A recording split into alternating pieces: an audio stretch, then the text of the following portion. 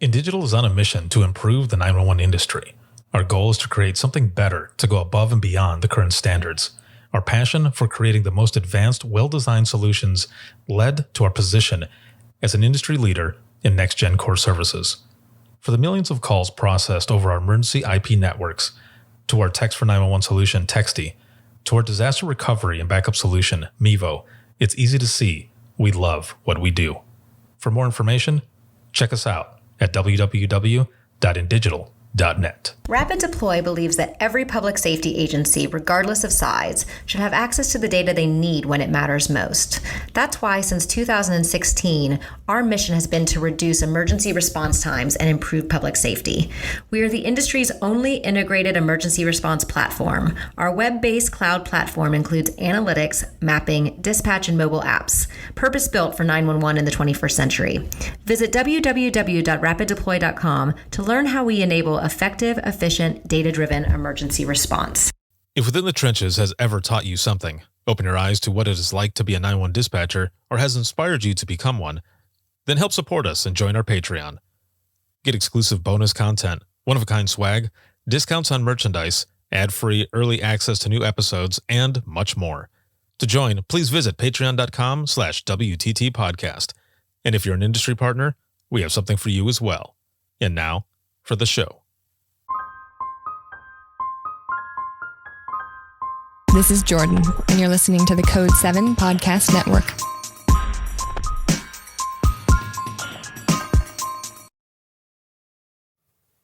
Warning. This episode contains the 3 A's of podcasting: adult content, adult language, and awesomeness. You've been warned.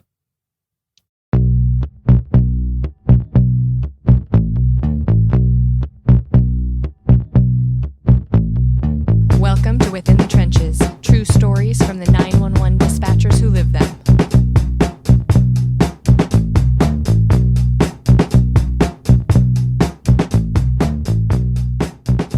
Hey, what's going on? This is Ricardo with the Code 7 Podcast Network, and this is going to be episode 349 of Within the Trenches, true stories from the 911 dispatchers who live them. This episode is sponsored by InDigital as well as Rapid Deploy, and as you can see from the sign here, I'm on location. I'm actually in Florida. I'm out of Indiana, as a lot of you know, but I am in Florida this week to do some work with the Denise Amber Lee Foundation, and I've got an episode that I'm recording here really quick. I was with my mom and my siblings last night. My mom and I watched ABC's Emergency Call, and we ended up doing a recap episode after that. My good friend Leah and I were on there, and my mom was on there as well. It was funny because she's sitting there, and we start getting into like this laughing fit, and it was very easy to break my mom.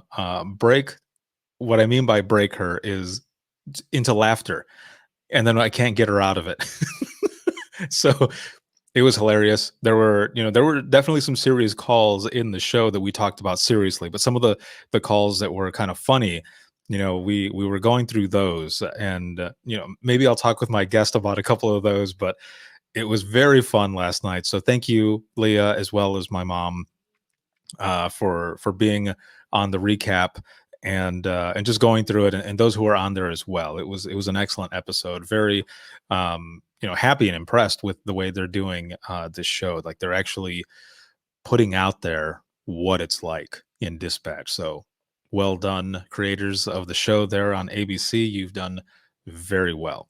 So I have a lot of stuff that's been going on. I want to thank patrons as well for everything, as always, and all of you for watching, sharing, and supporting. And I just recently put out for patrons a new Singing Badly in My Car episode. That's a patron exclusive. I did share that with the public as well, as just a little taste of what some of those episodes are. This most recent one was the song Dynamite by BTS, which is a lot of fun to do. However, the song has been stuck in my head all week since I learned it for that video to do, and I cannot get it out of my head. I thought I was hallucinating sitting on the couch the other day while doing work, because I heard the song come on, and then I look up to notice that it was a commercial with Samsung. So I can't escape it, but it's there. So make sure to check that out on Patreon. Again, Singing Badly in My Car. That's an exclusive videos that I do. I'm trying to do one of those every other week. But today I have got a guest out of Melbourne, Australia, and this is going to be fun. We were sending emails back and forth a little bit, and we're talking, and now she's going to be a guest in the show. And this is Molly, and she is an ambulance call taker with ESTA, again, out of Melbourne, Australia. Hey. Hello. Hey. How is it Hello going? from the other side of the world. Yeah. It's good. Yeah. And so we were talking earlier, and it is now 10 after midnight over there. It is. Yeah. I'm right in the middle of my shift. Yeah. Yeah, exactly. And and we're going to talk here now. We were talking earlier, and I had asked you how long you've been doing this, and you said 10 months now, right? Yeah. I'm a baby. I have only 10 months. I started in January. Oh man. So okay, there's a lot that we have to talk about here in the time that we have. But Yeah. so I guess we'll just start at the beginning. So how Mhm. did you start out? Like what made you want to go into into this entire role, this industry of public safety? Well, I always wanted to be a doctor since I was a Mhm. little kid. I always wanted to be in the medical field. Finished high school. I got a Bachelor of Science, wanted to get into medicine, didn't get in. I worked at the airport for 5 years because I only lived 10 minutes away. So it was Mhm. convenient and easy. And I loved the busyness of the airport. It's a fun place to work. Mhm. But the thing that I didn't like about it was the business and the money side of things. I didn't like that I had to charge people excess for baggage and, different things like that. Like we would weigh people's bags and make them pay crazy amounts of money for 1 or 2 kilos. I didn't like that. I just wanted to be there to help those people get on their flight, and that's it. And I think one of the good things about, well, we call it emergency services rather than Mhm. public safety in Australia, is that in my role as an ambulance call taker, it's one of the only jobs where you don't pay anything. So if you're fallen over in the street and you call 000, it's a free number. You don't have to pay. And I kind of like the fact that I would be in a role where I purely help people. I'm not trying to make any money for anybody. Mhm. Like there's no ulterior motive behind anything. And yeah, I actually I'd been watching the UK's 999 What's Your Emergency? And that's kind of where it led me from there. I looked on their website, applied. I think there was only maybe a month left before the deadline of when I applied, which was last year. And I Mhm. remember being so stressed because you had to write 200 words and that was all you could write. So you obviously had to make yourself stand out. And they Right. do say on their website they get about 2,000 applications a year. Obviously, not that many people actually work here. So it really stressed me out thinking, how am I going to make myself stand out with 200 words? So I think I wrote it about 10 times. And yeah, here I am. Luckily, Man. it did stand out, I guess. Yeah, well done. So, okay, so you mentioned this 200 words. So what are they Yeah. asking then? You just Why do you want to do the role? okay, that's what I was gonna say. Is it why? Yeah. Why do you want to do this? Yeah, pretty much. Oh man, yeah. So you definitely have to put yourself out there and Yep. maybe even be kind of creative as well. Think Yep. outside the box and all. And they weigh all those options. So that's step Mhm. one. Is that Yeah. step one then? Really? Step 1 of, I think, 4 steps. Yeah. Yeah. And Step 1. And then it was a video interview after that. One of those pre-recorded ones mhm, where you get 30 seconds and then you have to say it and then it goes on to the next question. And then after that was a test where they give you numbers and you have to type them back and it gets faster and faster and you have to look at patterns and shapes and things. whoa. Yeah. Yeah. I think after that we had an assessment day where we came in and they got us to do some map reading and listening and I guess to check different things. We had to type, see how fast you could type and things like that. And then we had to do a test after that, which was looking at scenarios and how you react to them. So it went for quite a long time and they would ask you what you would do kind of in a certain situation, but it would ask it slightly differently each time. So that's what I was saying earlier. It's kind of like a personality test. Yeah. And from that point, they would ask you, you might be more suited to police than ambulance. Like, would you like to, do one or the other? Because, we're lucky that we have all three services.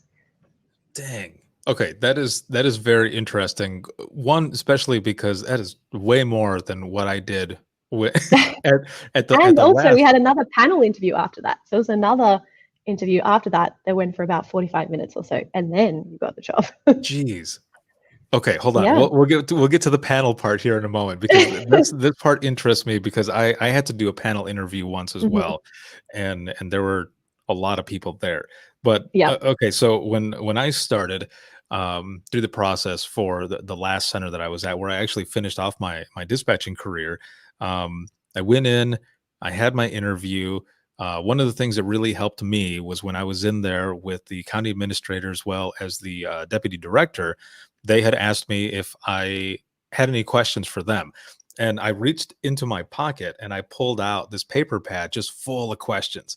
And I remember them laughing and saying, "Oh, this is going to be good. We haven't had anyone who actually wanted to ask us questions. You've done your research." Then I said, "Well, yeah, I want the job, for one, and two, like I'm very interested, of course. Yeah, I did my research." Um, but then after that, it was a written test and then the background, and that Mhm. was it. So, We also had to do background as well. I had to get my fingerprints taken. I remember doing that as well, because it's not something that you really have to do very often here. right. The only time I'd ever had my fingerprints taken was flying into the US. Oh, well, there you go. Yeah. So I had to go and get my fingerprints taken, and they did a background check as well.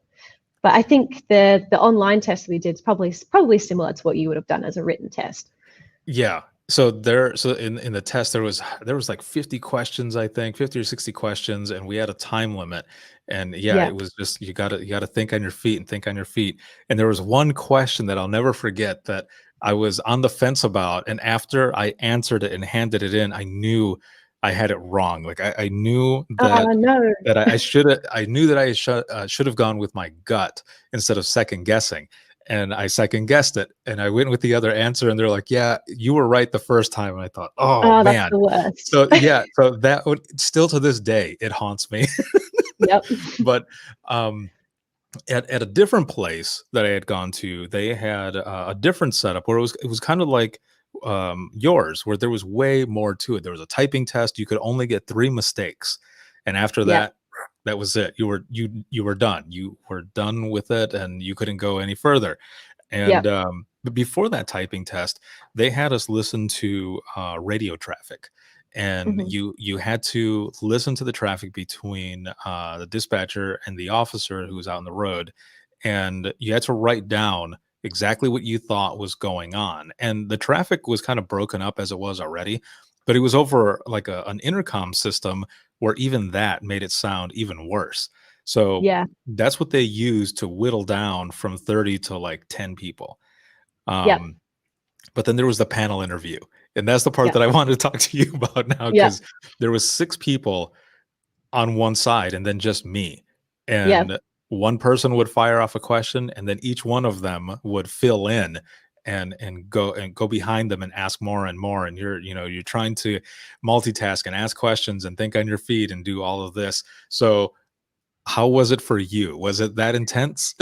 I didn't have that many people. 6 is a lot of people. Yeah. We only had, I think it was maybe 2 or 3, but yeah, they had my whole file on their Mhm. desk. I think that was intimidating. So I was Oh, like, what are yeah. you looking at?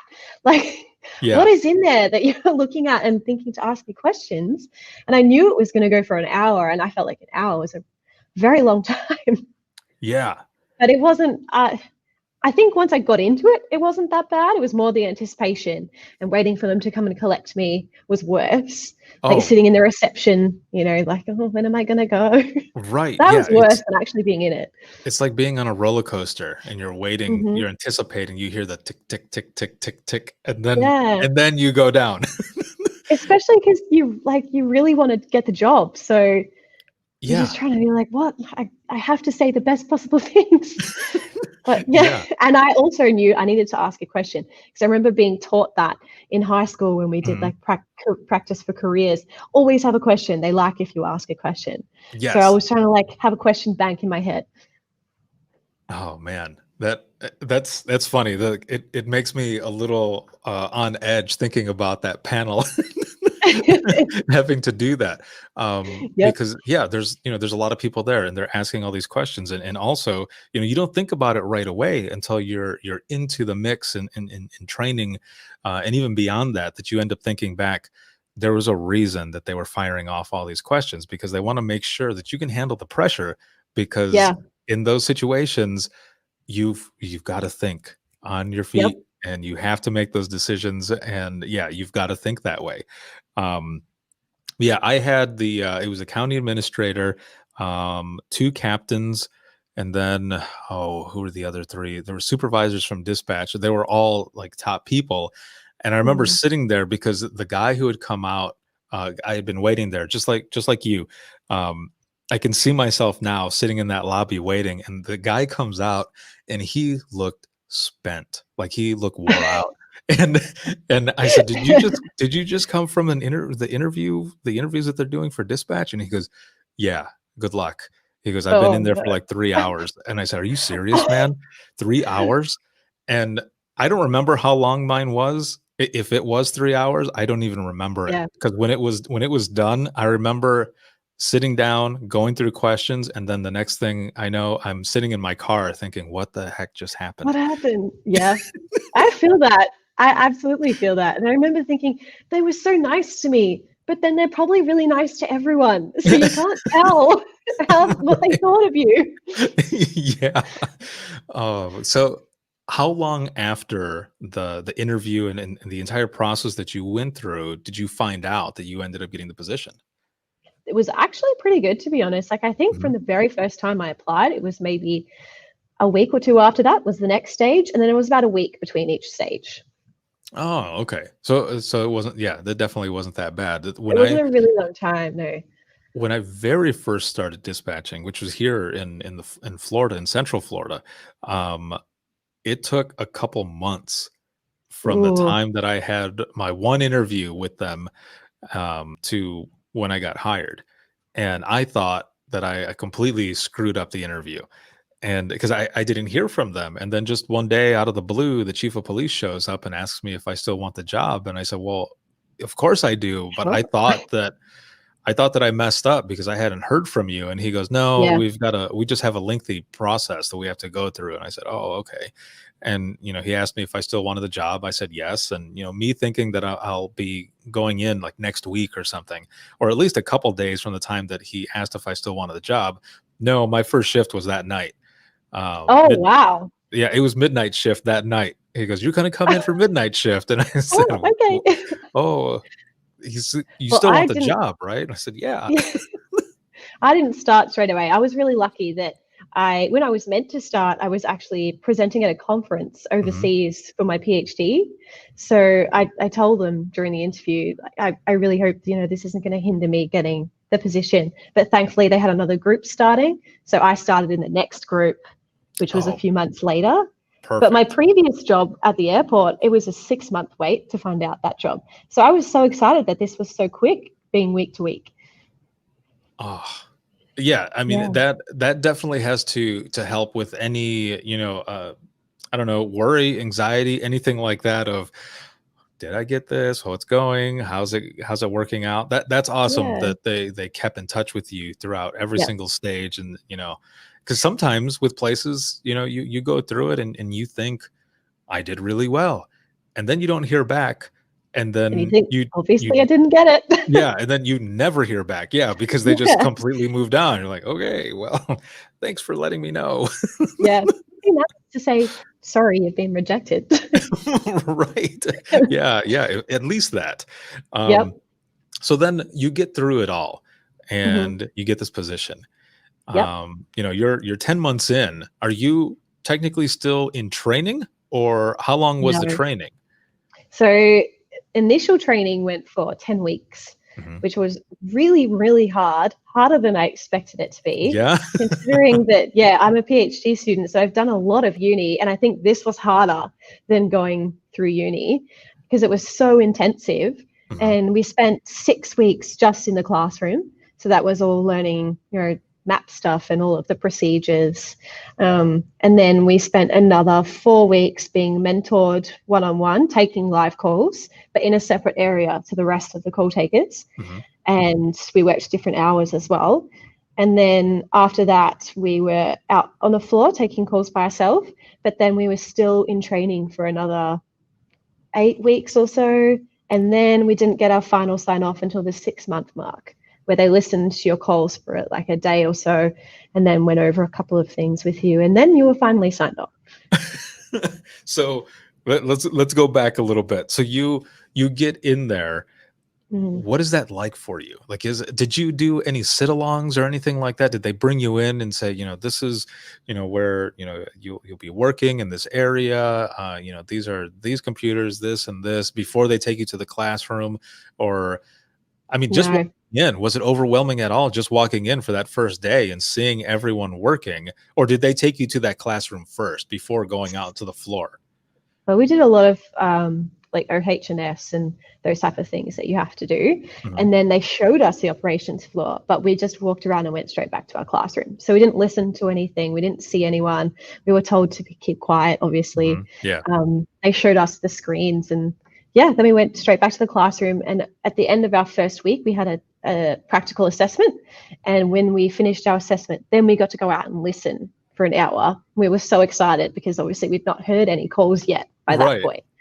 Yeah, so then we got to sit with someone for about an hour, and then we did that, I think, once a week Mhm. for the rest of the 6 weeks that we were in the classroom. Man, was there any moment in those times where you got to sit out there that you heard something and you thought, what am I getting myself into?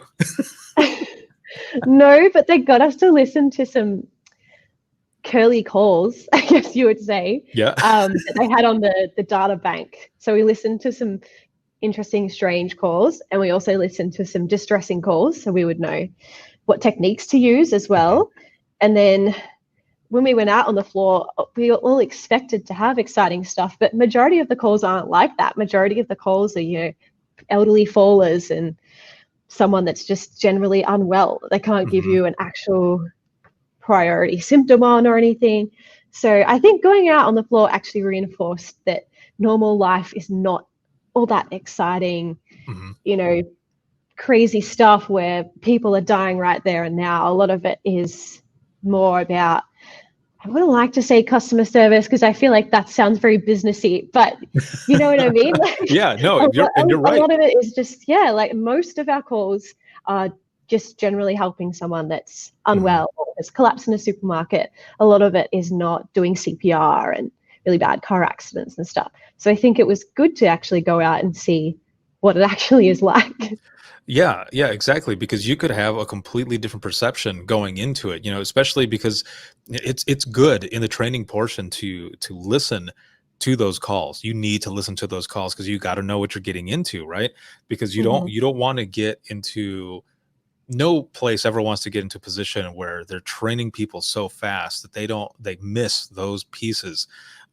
Because then you'll have someone get that out there on the floor, and it'll be that first call that they take that is one of the ones that they have never really heard about, and then they either freeze up or they realize, this really isn't for me. And I say Yeah. that speaking from experience, because there was a time where the old center that I was at, there was a lot of stuff that was going on, and especially to the point where we were very, very short staffed, and we were trying to train people as fast as possible. And I remember one person just kind of blazing through, and the person did very well, but Mhm. the one of the first calls that this person ended up taking when they were on their own, it ended up being a pretty hard call, Yeah. and they hadn't dealt with anything or heard anything like that up until that point, and that was their last shift. They worked Yeah, I didn't come back. for a couple more hours, and they were done.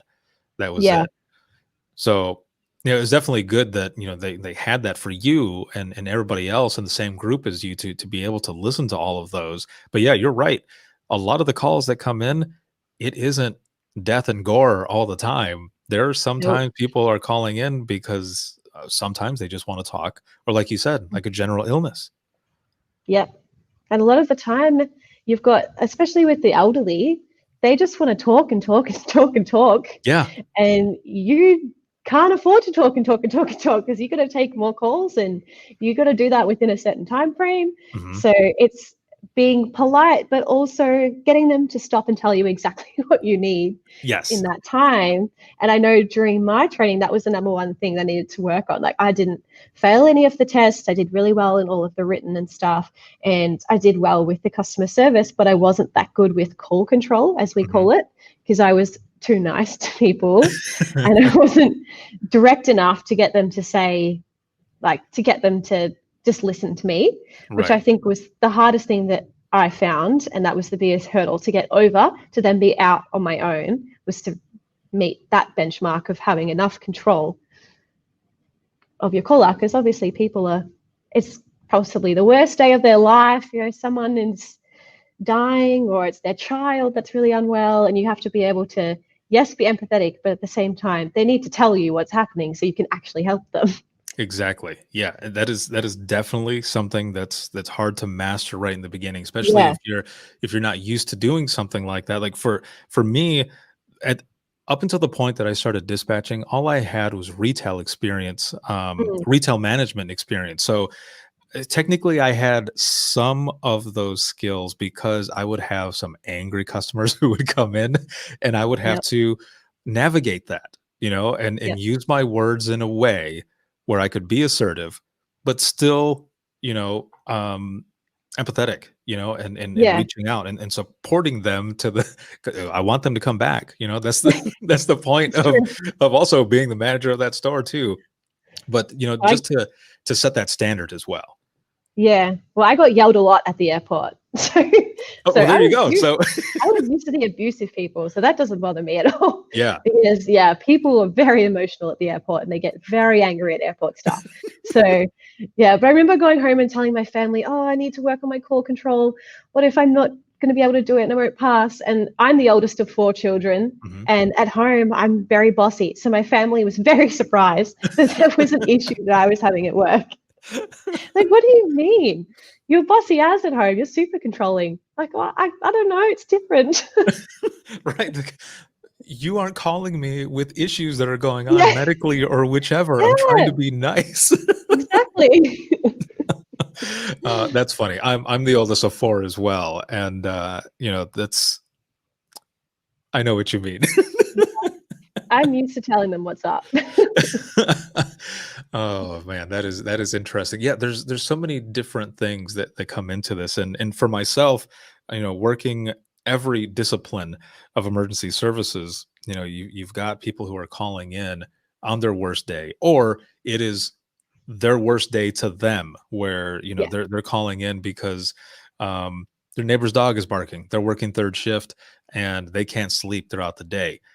Okay, if you really want an officer out there, we'll send somebody out for a noise complaint.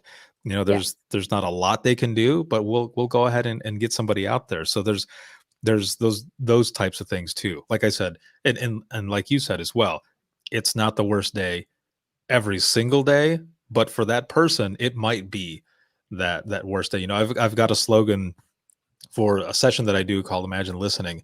And I have it in there as, your worst day is my everyday, but that's mhm, for um, those hard, horrific calls. But, my friends and family would ask the same thing, is it blood and gore every single day? I'm like, no, people sometimes call me because they want to know when the parade is gonna be and on 911. And you yeah. just deal with it. I know what you mean. Yeah. And I think the other thing people don't, like, my family still asks me sometimes, "Oh, do you have any interesting calls?" But I Mhm. think to be able to do this job, you have to be the kind of person that can let things go really easily. So when I finish my shift, something that might seem at the time, like, I'll turn around to my colleague and be like, "Oh," and have a chat about a certain call. But by Yeah. the time I'm home, I've forgotten about it. They all kind of blend into one, and work is work, and you're able to let those things go and not let them affect you. And And I think if they did, you probably wouldn't be that good in doing this job. So, Yeah, and and so for myself, yeah, I was one of those dispatchers and call takers that for a long time I just buried a lot of the calls. Now, for me, after years of doing that, eventually it caught up to me, mm, and then it wasn't good, yeah, because it was making things bad. Like I didn't know how to really express that. So for me, it was therapeutic to be able to write about it. I started yeah, a blog and I started sharing a lot of the stuff, and people not only in public safety where I was working, but those in the public were reading it and they were understanding more. So that yeah, really helped me, especially what we're doing now. Sharing stories like this, is therapeutic as well. And yeah. so that was a big thing, because I did throw it out and let it go and laughed about a lot of stuff that people who don't do this did not understand. They would say, "What is wrong with you?" And I would say, "That wasn't funny to you." Yeah, my family finds it really strange how I think, well, when I tell them majority of the time when I do CPR, the person doesn't survive. So it just, it doesn't mean that much to me because I know majority of them won't. It's less than Mhm. 10% of people will survive outside of hospital.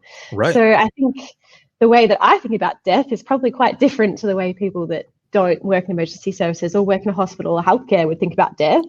Yeah. And I'm glad that I have a really good team and we always work with the same team. We work with them all of the time. So we'll just turn around to our colleague and have a chat. And we might have a bit of a complain or whinge or moan about something and then, yeah, jump back into it. Yeah, exactly. And that is actually very cool that you stay with your team all the hmm time. Yeah. At my center, I think it was every 3 months, or I think it was every 3 months, we would change shifts all the time. Oh, And so there was one time, there was I think 3 rounds of it where I was actually with the same team, and it was you went in, and the officers out in the road, and those in EMS and fire as well would say, we knew that everything was good to go when we heard your voices because we know how your team works. Well, yeah. then we ended up splitting off, and none of us were on the team anymore. We were on Oh, different teams and stuff. And then it was just weird. yeah. Everybody that we worked with, everyone did a good job. It's just when we worked together as that specific team, it was like nothing could break us. And if Yeah. something did chip, away, we had each other there and we talked to each other. And it's that whole camaraderie and everything that goes on with it. So I like the fact that you stay with your team. Now, We do. I you're see them more than I see my family now yeah. because we're Yeah, locked there's in. a So, second family there. Yeah. Yeah, yeah, it's exactly. great.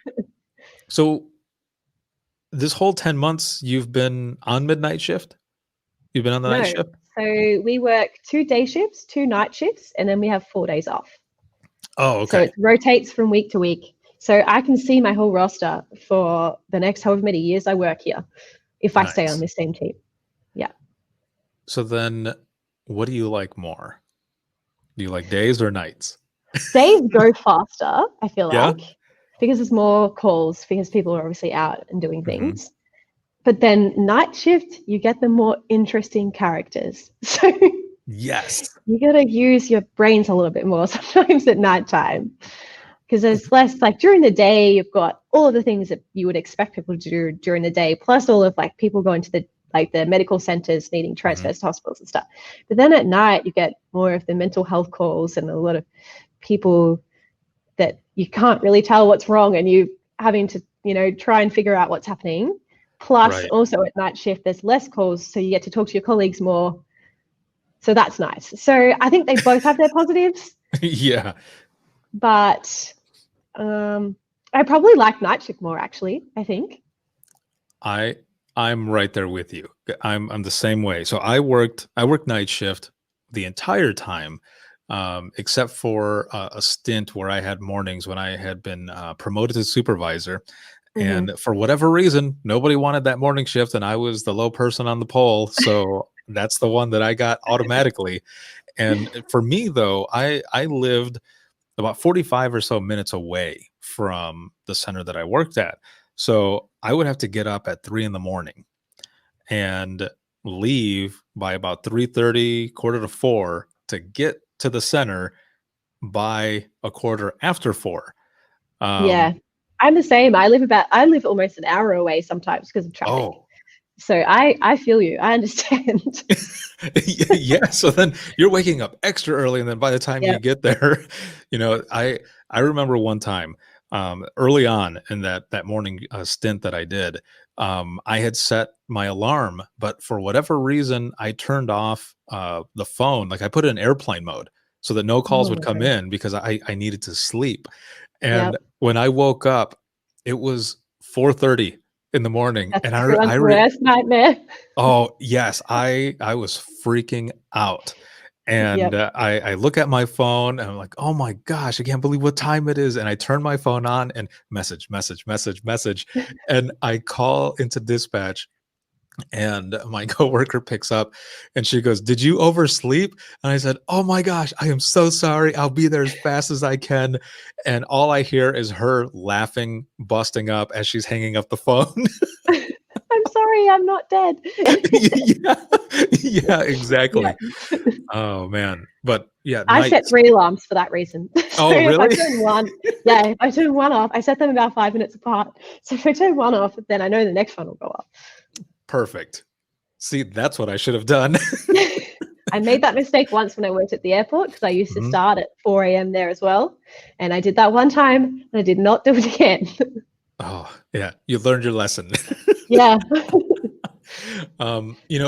Doing, all 3 disciplines of emergency Mm, services, during the day, um, at least on my end, it seemed like all the calls that we had that would come in were like admin calls. And what I mean by admin calls is just basically, people calling in to talk to different officers, or, mm, calling about court cases, or just little things here and there. And but what it was, though, early in the morning when I would get there is when most of the medicals would happen. And it would be, mm. an elderly couple. One of them wakes up to their husband or wife or whichever that didn't wake up. They woke up to Yeah. them, there. And Yeah. so that would happen. And then it would go out through the rest of the day with not a lot going on. And then towards the end of the shift, people are getting out of work. And for whatever reason, they've held in being upset and they want to call 911 after Yeah. that. And then you go into night shift. And like you were saying, a lot of the interesting stuff happens. Interesting stuff happens at night. It really does. Hmm.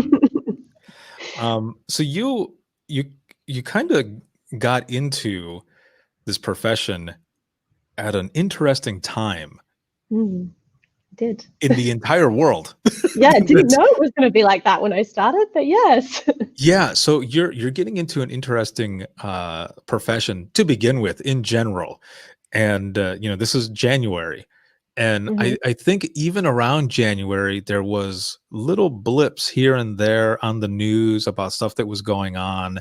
And then, you get to February and it's starting to get more, and then Yep. basically now on lockdown and stuff. So then Mhm. you're well into training during this. Again, when I asked before, was there any time that you thought, "What am I getting into?" Now you add in COVID. Did that thought ever run past your mind too? Like, I got into this at a real interesting time. Well, I think back then, because I started taking live calls at the end of Mhm. February. So I think Uh-huh. back then, well, in Australia, we still didn't think it was going to be what it was. Yeah. So we were asking, I think back then we were just asking if you'd been to China. And that was it. Mhm. Because at the time, they were just concerned about Chinese tourists and people that had spent time in China. So it didn't really seem that bad. And having come from the airport where you do deal with diseases and stuff from overseas, it didn't stress me out too much Mhm. because Yeah. I have dealt with flights that came with known cases of certain diseases and stuff, and we had to lock them up and have quarantine and all that kind of stuff. So it wasn't too stressful for me in that aspect. It was more just how much are things going to change. And then when I went into mentoring, when I was taking live calls, they changed again and again and again. And our procedures just changed like every week. Sometimes from day to day, they changed. This time we're asking this question. This time we're asking that question. It just kept changing. And I think I was lucky that I started then, because I got to see what normal real life is like. Yeah. Because since we've been in lockdown, we've had less calls, or different calls, and less to what we will have when everyone's back out again. Mm-hmm. And I think there's a few people that have started in the middle of this year, and I don't think that they've really seen what normal life is like, because everyone's at home and everyone knows where they are, and they're calling from their home address, so it's much easier to find them. I think we had a month in the middle. So in Melbourne, we went into lockdown in March, Mm-hmm. and then we were locked down from March to June, the start of June. Then we had about 3 weeks. Oh, there goes my lights. We had about 3 weeks where we were allowed to go out again, but still with restrictions. Mm-hmm. And then what happened was we had hotel quarantine, where if you came back from overseas, you were quarantined for 2 weeks in a hotel. And unfortunately, COVID escaped our hotel quarantine. So we had a second wave, and we went back into lockdown at the end of June. So there was a month where we had people going out and getting drunk and, taking mushrooms in state forests and things like that. Yeah. And I'm just going to quickly step over here just so I can sorry, it's a sensor light. So if no one moves problem. for a while, it turns off. Yeah. So then we went back into lockdown, and we have what's called a hard lockdown since August, where we were only allowed to go outside for an hour a day. Only one person was allowed to go to the supermarket from a household. You couldn't, everything was closed. Retail was closed. Everything that you wanted to buy had to be online or click and collect. And so, yeah, it's been a really interesting period to be working here, because luckily I've been allowed to go out of the house and go to work, whereas everyone else is stuck at home. So that's nice. Yeah, cabin fever. We had to carry a permit to go to work and everything, because the police could pull you over and you'd get fined a really large fine. I think now it's like $5,000 fine if you're found breaching the rules. Yeah. So yeah, it's been a wild ride. Yeah, to say the least. And you're right. You definitely do have a good outlook, perception, whichever, on life, the way it's been dealing with, especially because, as you were saying, because of the training is what I'm getting at. You get to learn all of that, and those that are starting have a different perception of what it's going to be like if things, when it opens up again. And yeah. It's a good example of, so when I asked you earlier about like sit-alongs and stuff, we would have people who would come in who were interested in dispatching or call taking, and they would sit with us for 3 to 4 hours. And there were times where nothing happened at all, which was the craziest thing. And they would say, "Oh, this is not bad. You guys are just kind of chilling here. You got the TVs on, just answering the phone whenever." Yeah. Yeah. And I would look at them and say, "No, this is not real 911. Yeah. This is not what happens." Like there are some times where it is just so crazy in here that you can't hear yourself think, and you have to be able to listen. You need to be aware of the entire room. You're on the phone, you're typing, you're on the radio, you're listening to the person on the main radio who's sending everything out to the officers. And if they say something on the radio, you have to be able to yell over while still typing and stuff. And they're just staring at me. I think like that can't be true, because that's not what we're doing now. Yeah, but it can happen. I remember we worked the very first night shift that the lockdown was released for that 1 month. Mm-hmm. And so it was a Friday night, and pubs and clubs and stuff were allowed to open at like a smaller capacity. Mm-hmm. So it went from nothing during the night to multiple drunk people, they're unconscious, and whole party of people have taken drugs, and it was very different. And then when they announced the next lockdown, we worked the last night shift as well. So you got to see both ends. It was great. That is awesome. We So were you just got, the lucky team that got them both. yeah, your team's the magnet, as they Yeah. call it. You know, We're also working New Year's Eve, I believe. So, oh man, so that'll be interesting as well then, oh because yeah, I you think know, everyone will want to drink away 2020. So, oh, of course, yeah, yeah. It's funny though, because you know, I know a lot of people who would say, like on social media or over text message or whatever, they would say, "Man, I cannot wait till 2019 is over and 2020 hits. It's going to be awesome." And I remember Mhm. saying, "Yeah, it's going to be, it'll be cool, it'll be cool." And then all this stuff happens, and you're like, "What?" Yeah, well, the whole world's changed. No one would have ever guessed that that would happen. Yeah, yeah, none at all. And you going through all of this and learning this profession, that's just amazing to me. Yeah. Because you're going through so much now. I have to ask, Mhm. when calls come in that are for you know, like law enforcement, Yep. and it turns to be a medical or something, do they end up transferring over to you and then you take over? So for like domestics, let's say there's domestics going on or something, and any Yeah. medical piece, um, are you brought into that call, or is it given to you, or how does that part work? So when you ring 000, you Hmm. speak to a Telstra operator, Hmm. and they ask you police, fire, ambulance, and you say whatever one, and then say it's a domestic dispute or something like that, and then you speak to a police call taker. That will automatically trigger an ambulance response anyway. So we already have that job in our system, and then if they want further first aid assistance, then they'll put them through to us, Gotcha. Okay. and we'll give them extra first aid assistance or whatever is happening that they need. Now, have you noticed a lot of, a lot more domestics actually happening and stuff to that nature, especially with COVID now? I think a couple of weeks ago, for the Dare to Be Great conference, I'm pretty sure there was someone, I can't remember which talk it was, but they were talking about how domestic violence has gone up about 20% since all of this started. Yeah. Well, I'm probably hyper aware because my research for my PhD is actually in domestic violence. Oh, So, okay. So this is yeah, perfect so then. We didn't yeah, plan so this, I swear. I know I probably pay more attention than the others do, but Mhm. yeah, because my research is looking at women's experience of reproductive abuse and violence and medical professionals how they can better respond.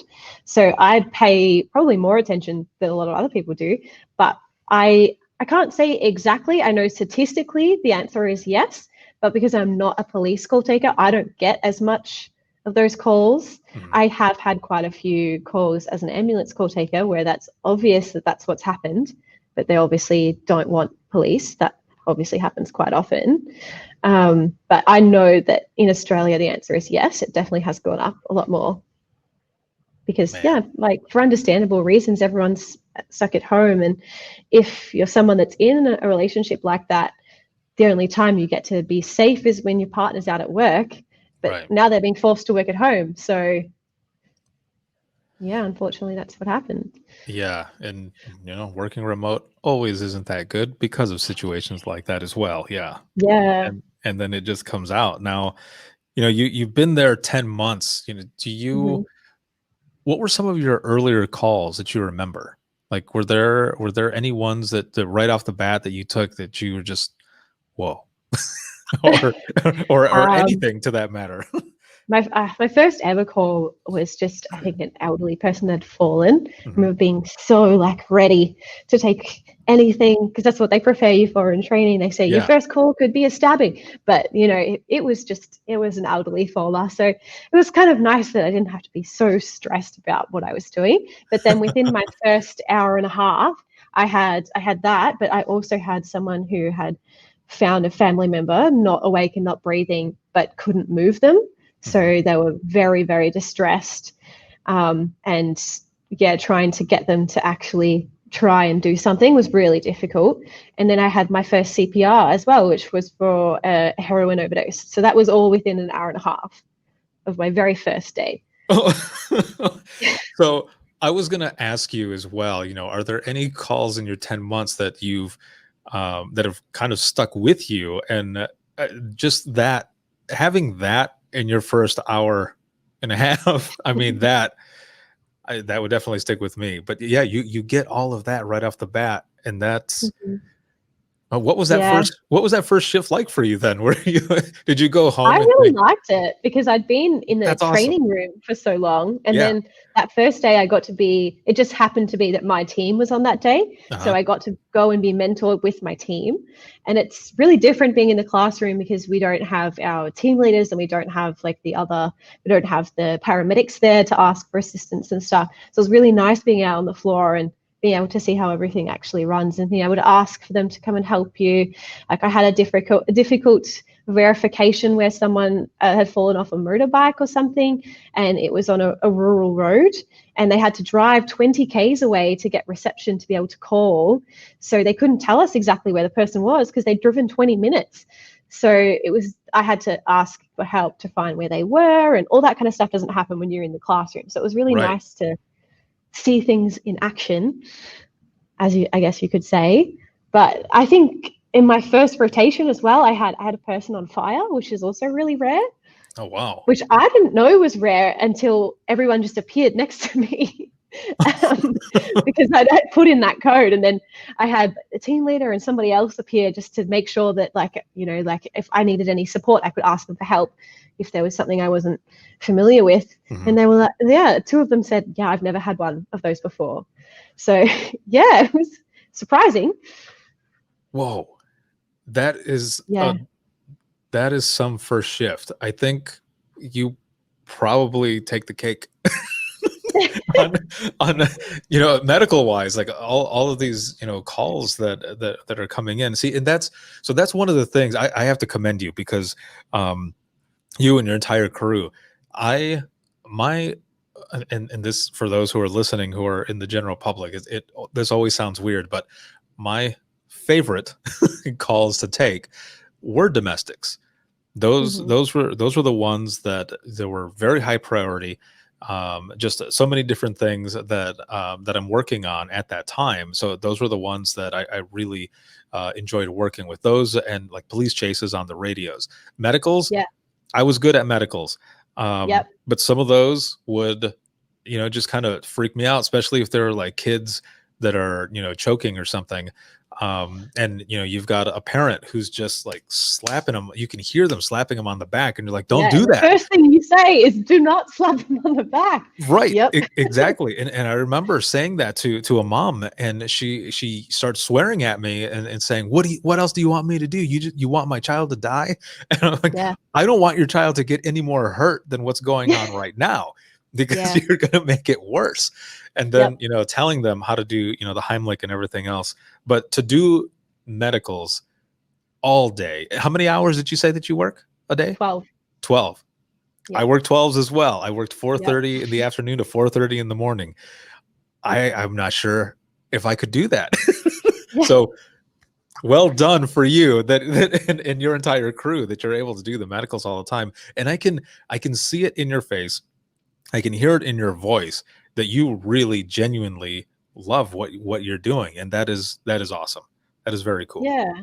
I love that. I also really like the calls where you've got someone that's, I don't know, something's happened in public. Mhm. And I really like the calls where everyone that's just walking around that doesn't know that person at all has called to offer them assistance, doesn't know them from an atom, and will Yeah. actually do everything that you tell them to do and save them. And I had a medical when someone, they crashed their car, but I think they'd had a medical episode before, like they hadn't actually had a car accident. Mhm. And these people pulled him out of the car and did CPR on him, and they did not know this person. And I think it gives me a little bit of happiness to know that I feel like in the community, most people will actually go and help someone. So even sometimes when you think people are really annoying, that most people will actually go and help people. And I Right. really like that about my job, that a lot of the people I speak to just genuinely want to help that person. Yeah, that is amazing, because there are also those calls, on the law enforcement side. I remember specifically taking a call once on the other side of the spectrum here, where A gentleman called in. He was walking his dog. He was walking on Yeah. the side of the road, and he called in and he goes, "Yeah, I'm in such and such area. You might want to send somebody to check on this person. They flipped their car." And I Yeah. said, "Oh, is there any way safely that you can check and see if the person is in there and see if they're okay?" Yeah. "No, I've got other stuff I got to do," and then just like hung up. And Yeah. I do get those as well.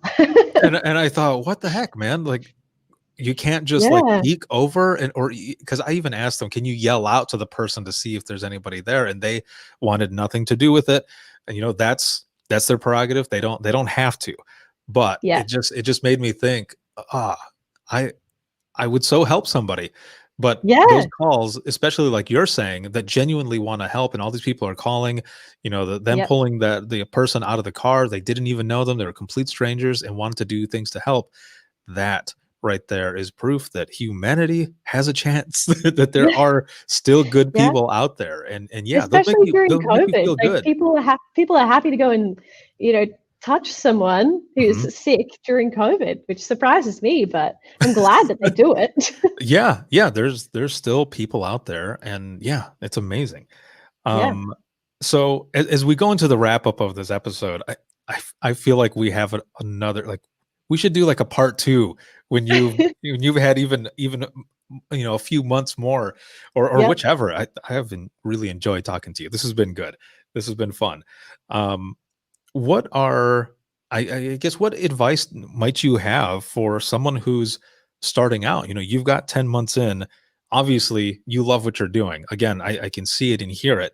But for those who are thinking about getting into this profession, whether it be 000, 999, 911, whichever, in this industry that we're in, what advice do you have for them? Some things, maybe that you have learned on the way early on, or whichever.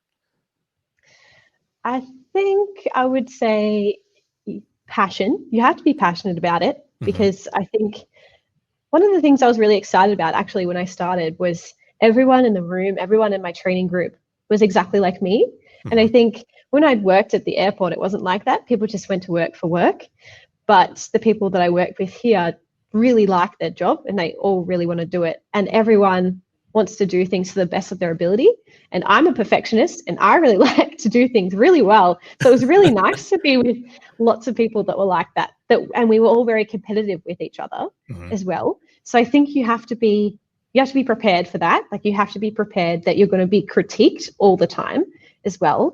And I knew that going into this job, but it's definitely a lot more critiquing than I even thought that I would have, for obvious reasons, because you've literally got life in your hands, so you have to make Right. sure you're doing your job correctly. But we get audited all the time, and you get people listening to your calls all the time, telling you exactly what you have and haven't done right. And I think if you're someone that doesn't take criticism very well, that you probably need to think about that before applying, because you got to be able to take criticism and just run with it. Like, okay, this is what I've done and this is how I'm going to make it better. I think that's probably one of the first things that I would say as advice. Like, it's not personal. If they're telling you you've done something, you should do it this way. It's to help you and to help your caller. Right. You have to kind of not be thinking about yourself and be thinking about the fact that this is for someone else. Like, you need to do this better so you can help that person, not just think about your ego and, oh, I wish I wasn't getting told off all the time kind of thing. Yeah. And I think also, yeah, you have to be prepared to see what real life is actually like. I think people sometimes probably come into it thinking that it's going to be like in the movies or like watching 911 on TV, where there's tsunamis every week and, all these Right. really weird things happen. Yeah. Um, and it's not like that. Like, you need to be prepared to speak to a poor elderly person who, yeah, their partner has passed away. And even though you might not be able to help that person because they've already gone, your job right then and there is to help that caller. So even Right. if you can't help the person they've called for, you're there for that person. So in that moment in time, you need to have all of your focus and all of your empathy for that person. And you need to be able to let whatever else is going on in your life go. So even if you've had a really difficult call before that where the person might have abused you, you need to let that go for your next elderly lady that needs to speak to you. I think, yeah, that's the advice that I have to give for the newbies coming in. Perfect. Very well said. That was awesome. Thank you so much for being on this episode with me, and I've learned a lot, and I think the listeners and myself could learn a lot more. So open invitation. If you ever want to come on again, let's definitely do another episode. This has been really, really good. And I hope you have an excellent rest of your shift. And Thank you. I will be right back here with you in just one moment. Thank you so much again, Molly, for being on. And for those who are watching and listening, if you have any comments, questions, or you want to be a guest on the show, you can email us, and that is going to be wttpodcast@gmail.com. Once again, it is wttpodcast@gmail.com. You can follow us on Twitter. That is @91podcast. You can like us on Facebook. That is facebook.com/Within the Trenches podcast. This show will always be free, but if you are looking for any bonus episodes, the Singing Badly in My Car behind the scenes series, all different kinds of stuff, you can check us out right down here, and that's patreon.com/WTT podcast. There's also t-shirts, discounts to the store, swag, and other things as well. This episode has been sponsored by InDigital as well as Rapid Deploy, and you can hear the show 24/7 on Apple Podcasts, iHeartRadio, Spotify, your favorite podcasting app, and withinthetrenches.net. And this video can also be seen on Facebook as well as YouTube. Have a good one, everyone.